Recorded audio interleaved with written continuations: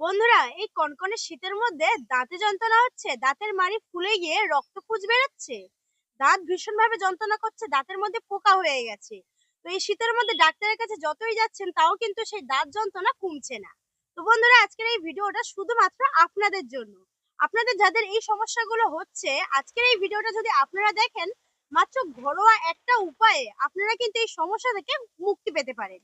আজকে এমন একটা রেমেডি আপনাদের সাথে আমি শেয়ার করব, যেটা আপনারা যদি ব্যবহার করেন, তুড়ি মেরে কিন্তু এখান থেকে আপনারা বেরিয়ে আসতে পারবেন। আপনাদের দাঁতে যন্ত্রণা, দাঁতে পোকা লাগা সবকিছু কিন্তু উধাও হয়ে যাবে।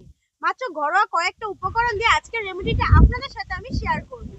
কি রকম রেমেডি আমি তৈরি করতে চলেছি, চলুন সেটাই আপনারা দেখে নিন ভিডিওর মাধ্যমে। এই ঘরোয়া রেমেডিটা বানানোর জন্য আমাদের প্রথমেই যে দুটো জিনিস লাগছে সেটা হচ্ছে লবঙ্গ আর দারচিনি। বন্ধুরা, আমাদের প্রত্যেকের রান্নাঘরে কিন্তু এই লবঙ্গ দারচিনি থাকে। তো আমাদের কিন্তু কোনো রকম অসুবিধা হবে না, মাত্র ঘরোয়া কয়েকটা উপকরণ দিয়ে আজকের রেমেডিটা আপনাদের সাথে আমি শেয়ার করব। তো দেখতেই পাচ্ছেন এখানটা কিন্তু 8টা 9টা মতো লবঙ্গ নিয়ে নিয়েছি, আর নিয়ে নিয়েছি 2 ইঞ্চি মতো দারচিনি। তো প্রথমে আমাদের যে কাজটা করতে হবে সেটা হচ্ছে এই দুটো জিনিসকে খুব ভালোভাবে গুঁড়ো করে নিতে হবে। তো আমি এই দুটো জিনিসকে গুঁড়ো করে নিয়ে তারপরে ফিরছি। এখানে আমি দুটো জিনিস খুব ভালোভাবে গুঁড়ো করে নিয়ে চলে এসেছি। এই দেখুন, একদম কিন্তু মিহি গুঁড়ো করে নিয়েছি।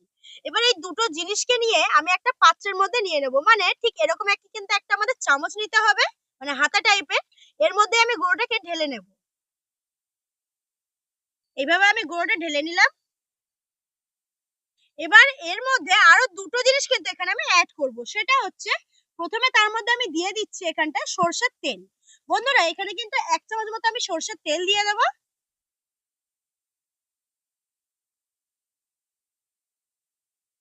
1 চামচ এখানে নিয়ে নিলাম সরষের তেল। আর দিয়ে দেবো অল্প একটু হলুদ গুঁড়া। আমি এখানটা রান্নায় যে হলুদটা ব্যবহার করি আমরা, সেই হলুদটা এখানে দিয়ে দিলাম। হলুদ কিন্তু খুবই ভালো কাজ করে, তো সেই জন্য সবকিছু কিন্তু এখানে আমি দিয়ে দিয়েছি। এবার আমি মিক্স করে নিচ্ছি। বন্ধুরা, আপনারা হয়তো ভাবতেই পারেন যে এই জিনিসগুলোর উপকার কি কি। তো এক এক করে আমি আপনাদেরকে উপকারগুলো বলে দিচ্ছি। বন্ধুরা, আমরা কিন্তু অনেকেই আছি, বা আমাদের যারা গুরুজন হয় তারা কিন্তু অনেকেই বলে যখন দাঁত যন্ত্রণা করে যে লবঙ্গ নিয়ে দাঁতের ফাঁকে কিন্তু গুজে রাখতে।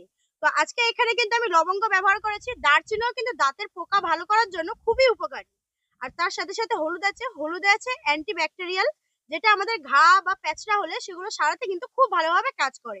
আর সরষের তেলের তো কোনো উপকার আপনাদের আশা করি আমাকে বলতে হবে না, প্রত্যেকেই আপনারা জানেন তার উপকার কি কি। ভীষণ ভাবে সবকিছু কার্যকরী, সেই জন্য কিন্তু এখানে 4টে জিনিস আমি নিয়ে নিয়েছি। আর দেখুন, খুব ভালোভাবে কিন্তু এটাকে আমি মিক্সড করে নিয়েছি। তো চলুন এবার এই জিনিসটাকে আমরা একটুখানি আগুনের উপরে দিয়ে খুব ভালোভাবে একটু ফুটিয়ে নিই। এখন আমি গ্যাসটাকে জ্বালিয়ে নিয়েছি, এবার এই হাতাটাকে আমি গ্যাসের উপরে বসিয়ে দেব।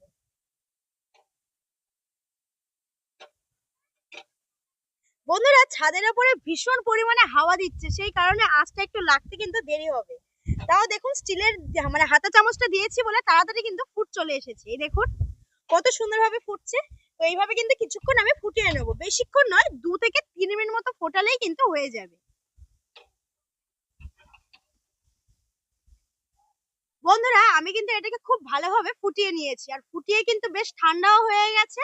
এবার আমি আপনাদেরকে দেখিয়ে দেবো যে এই জিনিসটাকে আপনারা ব্যবহার কিভাবে করবেন। তো এই জিনিসটাকে ব্যবহারের জন্য একটা লাগবে তুলো, মানে তুলোর এরকম ছোট্ট একটা পুঁটলি করে নিতে হবে আমাদের প্রথমে। দিয়ে তুলোটাকে জাস্ট এটার মধ্যে কিন্তু এইভাবে একটু ডুবিয়ে নিতে হবে।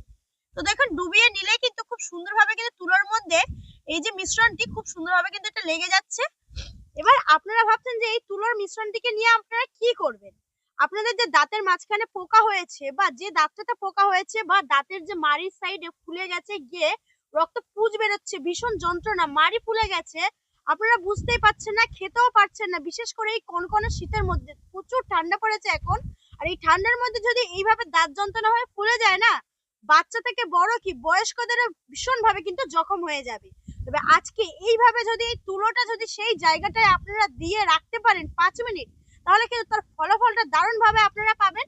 আর সাথে সাথে কিন্তু আপনাদের ব্যথাটাও কমে যাবে, মাড়ি ফলাও কিন্তু কমতে শুরু করবে। তো কিভাবে ব্যবহার করবেন আমি আপনাদেরকে বলে দিচ্ছি একটু। এইভাবে হা করার পরে, মানে আয়নাটা সামনে নিয়ে নেবেন আপনারা, নিয়ে নেওয়ার পরে যে দাঁতটাতে পোকা হয়েছে সেই জায়গাটায় জাস্ট এইভাবে কিন্তু একটু বসিয়ে দেবেন।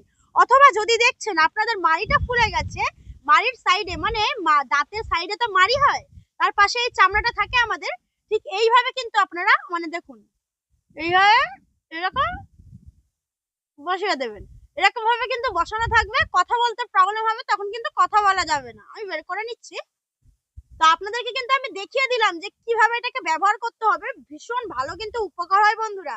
আপনাদের যদি এই সমস্যায় ভুগছেন তো আর দেরি করবেন না, ঝটপট কিন্তু এই জিনিসটা আপনারা তৈরি করে আপনাদের দাঁতে অ্যাপ্লাই করুন বা মুখের মধ্যে মাড়িতে অ্যাপ্লাই করুন, দেখবেন তার ফলাফলটা কিন্তু ভীষণ ভালোভাবে আপনারা পাবেন।